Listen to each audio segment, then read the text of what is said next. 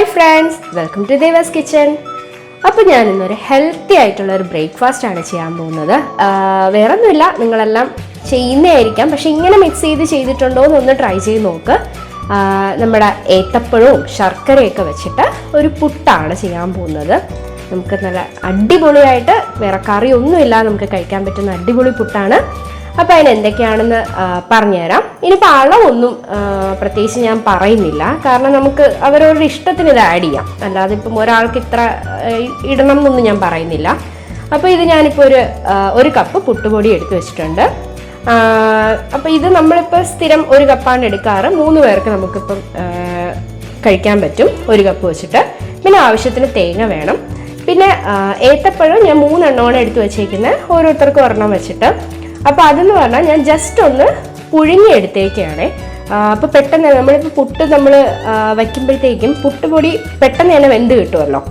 അപ്പോൾ ഏത്തപ്പഴം നമുക്ക് പെട്ടെന്ന് വേവത്തില്ല, കുറേ നേരം വെക്കേണ്ടി വരും. അപ്പോൾ അതുകൊണ്ട് കുറച്ചൊന്ന് പുഴുങ്ങിയിട്ട് ഞാനൊന്ന് ഇങ്ങനെ കീറിയിട്ട് ചെറുതായിട്ട് കട്ട് ചെയ്തെടുത്തേക്കാണ്. പിന്നെ ആവശ്യത്തിന് ശർക്കരപ്പൊടി വേണം, പിന്നെ ആവശ്യത്തിന് വെള്ളം, ആവശ്യത്തിന് ഉപ്പ്. അപ്പോൾ ഇത്രയാണ് നമ്മുടെ ഇൻഗ്രീഡിയൻസ്. നമുക്ക് ആദ്യം ചെയ്യേണ്ടത് ഈ പുട്ടൊന്ന് നനച്ച് വെക്കണം. അതൊന്ന് ചെയ്യാം. പുട്ടുപൊടി ഇട്ട് കൊടുക്കാം.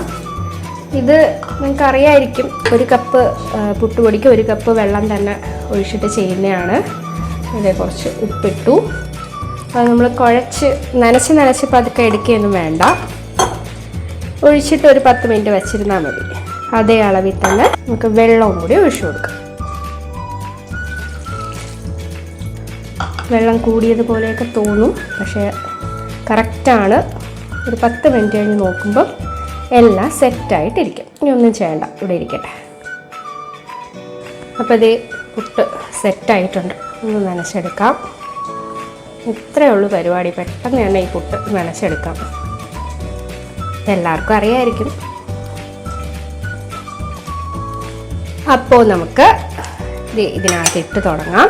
അപ്പോൾ ആദ്യം നമുക്ക് ഇത് ഒരുമിച്ച് മിക്സ് ചെയ്തിട്ടും ചെയ്യാം കേട്ടോ, തേങ്ങയും ശർക്കരയും പഴവും എല്ലാം ആയിട്ട്. പക്ഷേ എനിക്ക് ഇങ്ങനെ സെപ്പറേറ്റ് ആയിട്ട് ഇടുന്നതാണ് ഇഷ്ടം. എങ്ങനെ വേണമെങ്കിലും ചെയ്യാം. തേങ്ങ ഇട്ടു. ഇനി നമുക്കിതിൻ്റെ മീതെ ആവശ്യത്തിനുള്ള പഴം ഇടണം.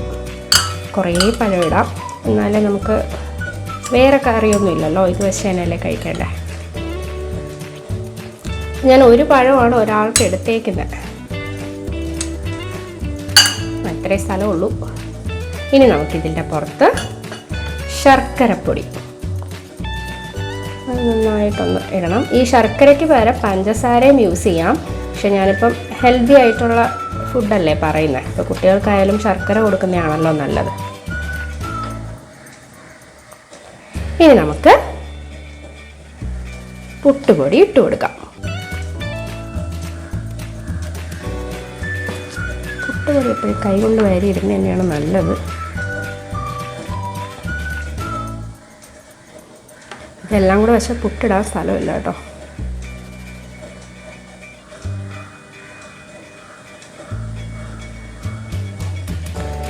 കുറച്ച് തേങ്ങ നമുക്ക് ഇവിടെയും കൂടെ ഇട്ട് കൊടുക്കാം.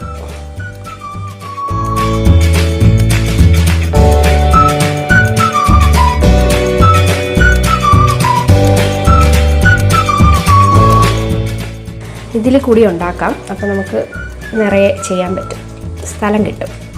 തേങ്ങ ഇട്ടു. നമുക്കിനി പഴം ഇടാം. ഇത് നമ്മൾ ഇടയ്ക്കും കൂടെ ഇടുന്നുണ്ട്, നമുക്ക് കുറച്ചായിട്ട് മതി പഴം.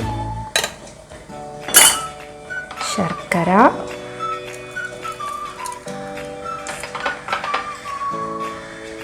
ഇതിങ്ങനെ ശർക്കര പൊടി തന്നെ വാങ്ങാൻ കിട്ടും കേട്ടോ, എല്ലാവർക്കും അറിയാമായിരിക്കും. എന്നാലും അറിയാത്തവർക്ക് വേണ്ടിയിട്ട് പറഞ്ഞതാണ്. നമുക്കിനി പുട്ടുപൊടി ഇടാം. പകുതി ഇട്ടാൽ മതി, നമുക്ക് ബാക്കി ഇനി നമുക്ക് ഫില്ല് ചെയ്യാനുണ്ട്.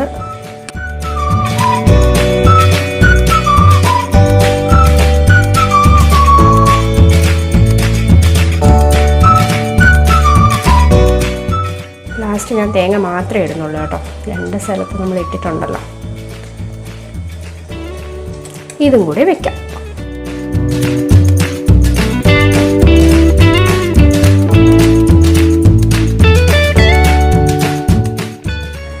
നമ്മളുടെ പുട്ട് റെഡി ആയിട്ടുണ്ട്. ഇങ്ങനെ പൊങ്ങിയിരിക്കുന്നത് കൊണ്ട് കറക്റ്റായിട്ട് വീഴുമോ എന്നൊരു ഡൗട്ടുണ്ട് കേട്ടോ.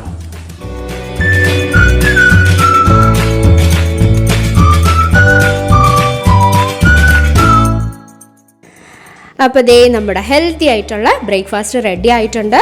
അപ്പോൾ ഉറപ്പായിട്ട് എല്ലാവരും ട്രൈ ചെയ്ത് നോക്കണം. അടിപൊളി ടേസ്റ്റാണ്, കുട്ടികൾക്കൊക്കെ ഒരുപാട് ഇഷ്ടമാവും. അപ്പോൾ കുട്ടികൾക്ക് കൊടുക്കുമ്പം എന്തായാലും പഞ്ചസാര ഇടാതെ ഇതുപോലെ ശർക്കര വെച്ച് തന്നെ ഉണ്ടാക്കി കൊടുക്കണം. അപ്പോൾ നമുക്കിനി അടുത്തൊരു അടിപൊളി റെസിപ്പി ആയിട്ട് കാണാം. Thanks for watching.